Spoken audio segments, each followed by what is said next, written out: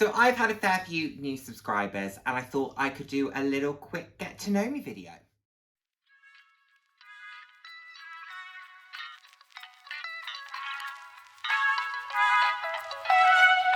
Hello, and the warmest of welcomes to today's video. For those of you who haven't seen my face before, hi, I'm Nick, glad to have you here. Those who have seen my face before, thank you so much for joining me again. I hope you're enjoying my videos. I put out videos roughly 3 times a week on a range of different topics, anywhere from fashion to slightly more personal topics. So if that sounds like something you'd be interested in, then please do head down, hit subscribe and turn on the notification bell. I love chatting with you all. I'm all about living life loud, and what that means to me is being your authentic self, being proud to be you, and just celebrating who you are. Celebrating yourself, and of course, celebrating others. So, as I mentioned, I've had a few new subscribers, so I thought it could be a great opportunity to do a bit of a get to know me video. I will do another Q&A, another subscriber-led Q&A where you can ask the questions, but hopefully some of what I share with you here gives you a little bit of food for thought in terms of who I am as an individual, helps you to know the individual that you're interacting with and whose channel you're supporting. And I'm incredibly grateful to all of you for the views, for the thumbs up, for the comments. I love hearing from you all. I love interacting with you all. So please keep that up. I absolutely love it. You're all fabulous and thank you so much for the support. So let's get into a little bit about me. And of course, you know, if there's anybody else who thinks that some of these topics are interesting and wants to share the same things about themselves, please do so. So I do have them in front of me so that I know what I'm talking to you about. So, my name, I am Nick Snell. I am 28 years old and I am based in the UK. I am a very proud member of the LGBTQ+ community, and I came out when I was 18 years old, but I think I knew from probably when I was about 13 or 14, but it takes some time to process, figure out how you're going to deal with it, and, you know, eventually say the words. My favourite colour, shockingly, is pink. I absolutely love and adore pink. I love all shades of pink. I think it's a fabulous, fabulous colour, but I love anything that's bright and vibrant. I also am not opposed to glitter. I love a bit of glitter and a bit of sparkle. My favourite holiday destination is Dubai. I love the fact that you can do everything. You can be in the mall 1 minute, at the beach the next, in a beautiful hotel. Absolutely love and adore Dubai, and it has sentimental value to me as well because my godmother used to live there as well, and we used to visit her for years and years. So it means a lot to me from that perspective. A place that I was most in awe of when I had the opportunity to visit, the Great Wall of China. To be able to visit one of the wonders of the world, I mean, it was absolutely incredible. It was different to what I thought it was going to be. I remember seeing it in pictures growing up, and I had it in my mind that it was going to be a certain way, and it was different to that, but I absolutely loved it, and what a special place to be able to visit. Do I know if I'll ever go back? I don't know if I will, but am I incredibly grateful to have been? Absolutely I am. And on the travel front, a place I'd absolutely love to visit, Japan. Joanna Lumley did a documentary or a series years ago where she was visiting different places and she went to Japan, and it looked absolutely incredible, and I've been obsessed with the idea ever since. So that is absolutely top of my list of places to visit. I don't have any pets any longer. When I was growing up, I had a German Shepherd, but my dream pet outside of my former German Shepherd, because in all honesty, I don't think any pet will ever compare to him for me, would be a Sphinx cat. And I know what people say. I know people have watched the episode of Friends, but I think they are so cute. I also hear they have these amazing temperaments, high maintenance, but then so am I. So I feel like we could get along really well. It would be a match made in heaven, or we would absolutely loathe one another because we'd be so high maintenance. But anyway, I'm sure it'll be fun. Always a fun one. Celebrity crush. I have 2, and this does change from time to time, but I have 2, and my main 2 are Henry Cavill and Michael Fassbender. I just think they are both absolutely glorious, and yes, both in relationships, I think. Both seem very happy in them, but, you know, there we are. Now let's do some favourites. So my favourite song is Pure Shores by All Saints. I absolutely love that song. I also love Love Me Like You Do by Ellie Goulding. And I'm a huge fan of Can't Help Falling in Love With You by Elvis Presley. But I also love the 18s version because it's just so fun. My favourite TV show is Modern Family. I watch Modern Family on a daily basis. I just think it is so fun, and I absolutely loved that show ever since it came out, and I actually fall asleep watching Modern Family basically every single night. My favourite movie is Cruel Intentions. Sarah Michelle Gellar, Reese Witherspoon and Ryan Philippe. Amazing movie. I absolutely love it. I always think you can tell something about someone by the most used emoji on their phone, and I feel like mine is maybe a little bit dull, and you probably see this in the comments. One of my most used, it is this emoji here. I just think it's a really nice one. You know, it's a bit of a halfway house when it comes to a smile. It just feels like a nice smile emoji. Doesn't feel too cheesy. It feels quite sincere. So it's my favourite of the emojis. And last, for the kind of general categories, something that you may not know about me, I have thalassophobia, which is the fear of the open ocean and deep bodies of water. When I see on TikTok those videos of divers in those bodies of water where you can't see the bottom, or there's that pool in Dubai that's the deepest one, you can't see the bottom, it makes me feel physically ill. I cannot,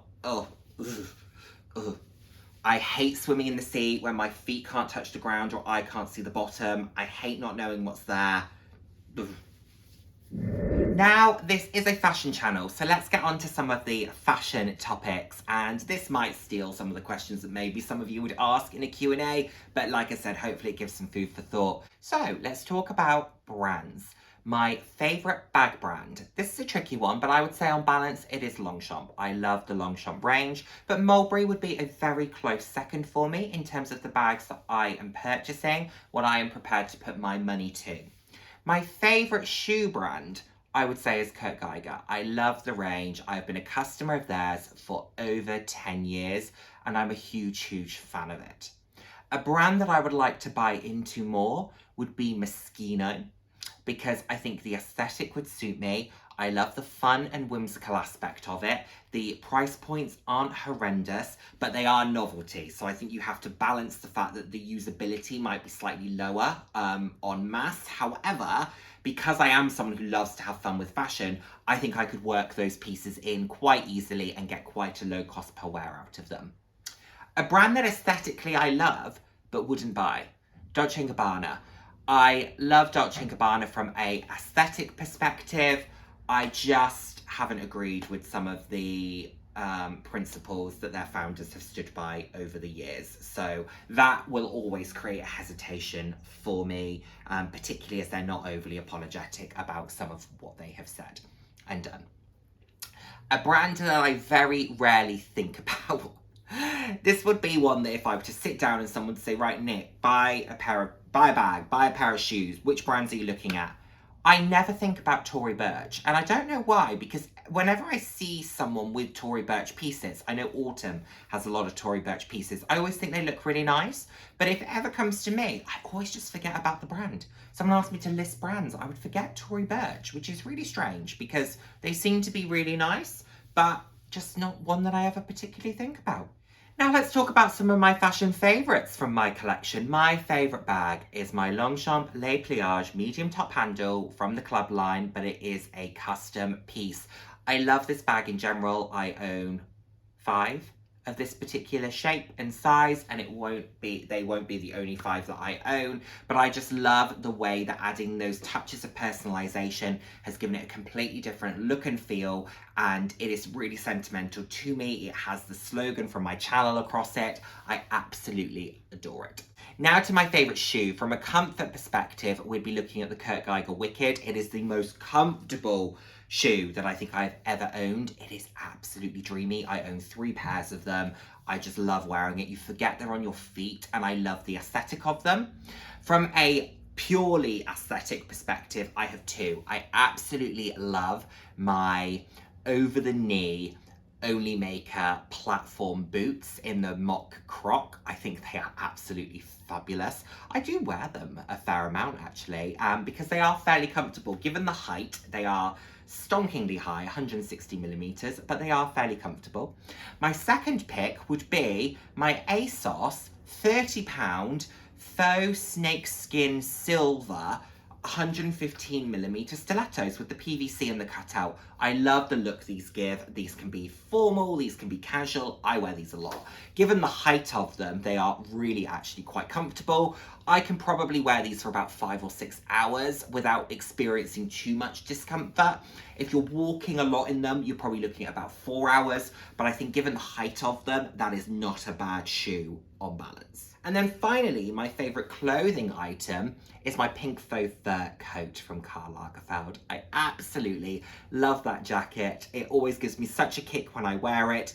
It never fails to get noticed. I don't wear it as much as I want to. I wish I'd worn it more this winter. I've barely worn it, but that was because I bought the blue faux fur that I've been wearing a lot more, because as a day-to-day coat, that works better, whereas the Karl Lagerfeld is a little bit more kind of event-based, be it day or evening, but it is my favorite item. I absolutely love it, and it expresses so much personality. Quickly, let's talk most and least used. I would say my most used luxury item is probably my Mock Croc Mulberry Bayswater. I think that is one of my most used, or if you would consider Lacoste to be kind of a high-end brand, then my Lacoste cat eye sunglasses. I absolutely love both of those pieces, use them so much. Conversely, my least used luxury item is my ice blue Burberry trench. Beautiful coat, don't feel it suits me. However, off the back of the styling video that I did with Dale, she gave me some great pointers on how to potentially style that item, so do go and check out that video if you're struggling with an item like that as well, and I'm going to give those a go and see if I can make it work for me. And last, in the luxury designer fashion space, what do I think my next big purchase will be? I think I will be looking to either purchase a pink Mulberry Bayswater, a classic Bayswater, or a Celine Phantom / trapeze / luggage. I think that's where I'm at next. Will I buy them pre-loved? If I bought the Celines, I would probably need to buy the Phantom and the Trapeze pre-loved, as they are no longer in the boutiques. The luggage, potentially, if they came out with the right colour, could be a boutique purchase. And the Mulberry Bayswater, likely pre-loved, because pink doesn't exist in the range at the moment for the Bayswater.